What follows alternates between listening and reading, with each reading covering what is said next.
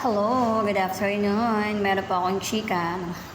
Maaga po kaming pumasok kanina, mga 9 a.m. Nandito na kami kasi meron po kaming dumplings. And then, pagdating po ng oras, mga 12.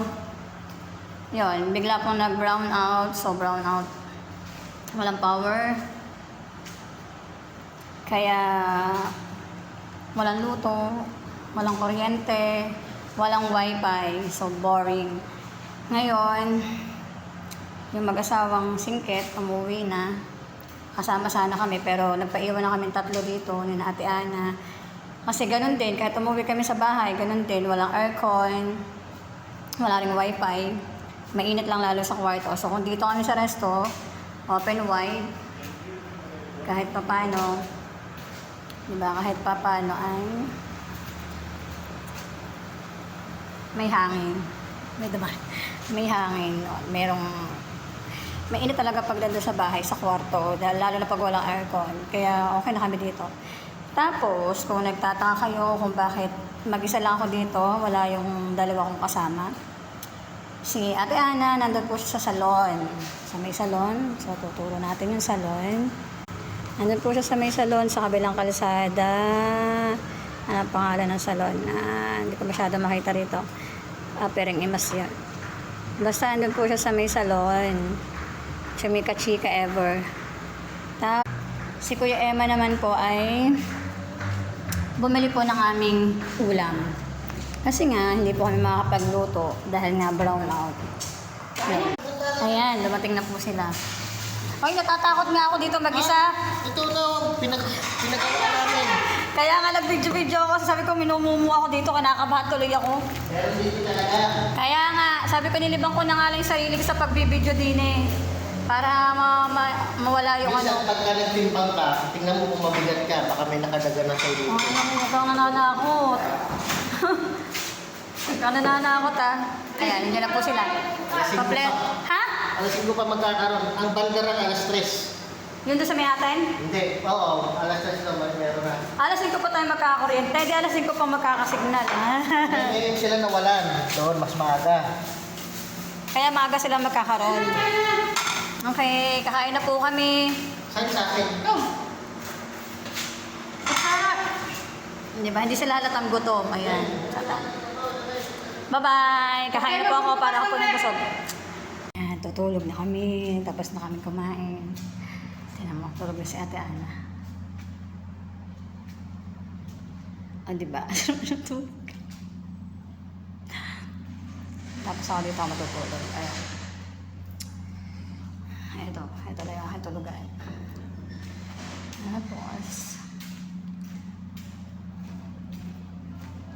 naglagay na rin kami dito sa labas ng clothes kasi kanina may balak pang kakain.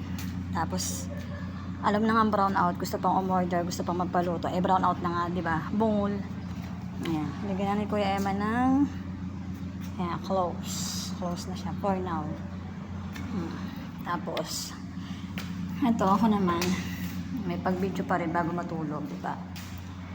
Tapos kita yung nagkakatigawat po ako sa ilong. Akong pangit. Buti pa si Ate Ana. Masarap ng tulog niya. Yari ako din mamaya. Sige na po. Hindi ko makita si Kuya Eman. Baka tulog na rin sa kung saan. Tingnan natin sa VIP. Kung nasa VIP. Ay, wala sa VIP. Baka nasa CR. Sige na po, tutulog na po ako. Bye-bye. And sweet dreams for now. Mamaya pa kami mag-open pag meron ng kuryente.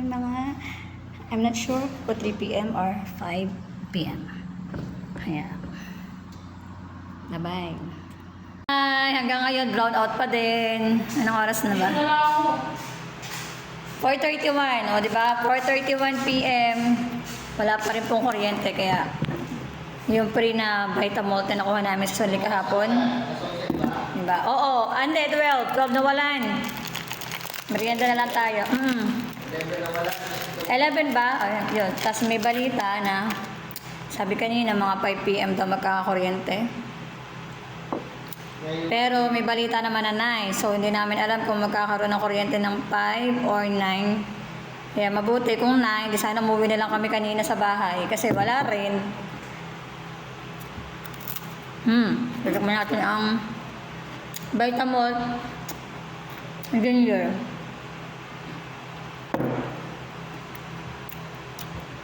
Boring. Wala magawa.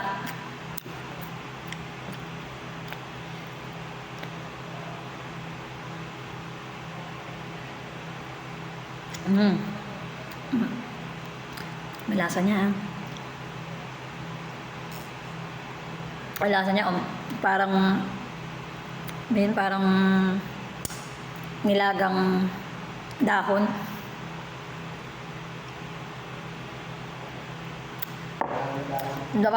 Parang hindi ko ma-explain yung lasa natin Vitamalt na to. Hindi naman siya manghang. Di ba luya pag nilaga mo manghang? Vitamalt.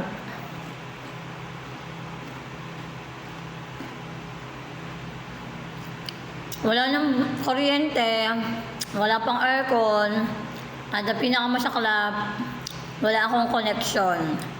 Wala akong data, wala akong wifi.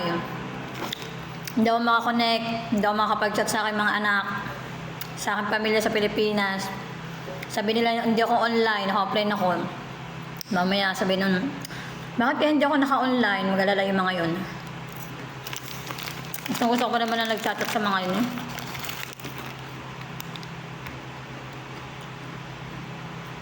Pag ako talaga nakabili ng cellphone sa December, bili ako ng cellphone.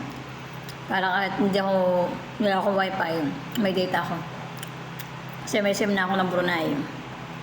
Hindi lang gamit ko ay SIM ng Philippines. Kaya wifi lang ako.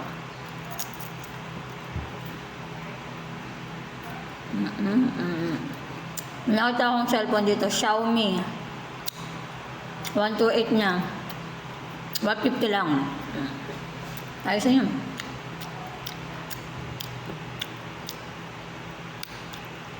Bye-bye. Bye-bye. Marang out pa rin. Kaya uuwi na kami. Ayan o, mano-mano na ang pagtara. Kasi brown out. Wala pa rin kuryente. Ay. Mano-mano ang pagtatra. At dahil brown out pa rin, dito pa ako nakitulog sa kwarto ng mag-asawa. Ayan. Si Kuya Eman. Ayan. Nasa, hindi ba kita? Yun, nandun, solo-solo. Tapos ito kami dalawa ni Ate Ana. Kasi po, takot po ako matulog mag-isa doon sa kwarto. Madilim. Walang aircon. Wala pong kasama, may mumu. May nagmumulto po. May nagmumulto po doon sa kwarto ko, kaya hindi po ako makatulog doon. Kaya ito, habang hindi pa dumarating ang kuryente, hindi po namin alam kung kailan darating ang kuryente, kung bukas. Swerte ko mamaya ang mga 9 kasi mag-9 na 8:33 na po ngayon ang oras. Tapos pag magkailaw na mamaya 9 or kung hindi baka bukas o sa isang araw, di ganito. Mga abala muna tayo sa mag-asawa, di ba? O hindi mo na sila tabi. Ako muna ang katabi ni Ate Ana ngayong gabi. Finally, nagkailaw na po. At dahil may ilaw na, lalayas na po ako sa kwarto ng mag-asawa para makapag-solo na silang dalawa. Ayan, nakahiga po si Ate Ana doon. Ayan. Ay, salamat. Salamat po. Nagkailaw. Babalik na po ako sa aking kwarto.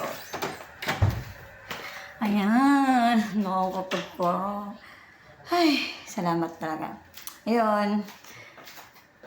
Nagkaroon na ng kuryente kami. So, magkakasignal na ako. Salamat naman talaga. Thank God. Okay, magre-ready na ako. Kailangan ko na mag-half bath. Bye-bye.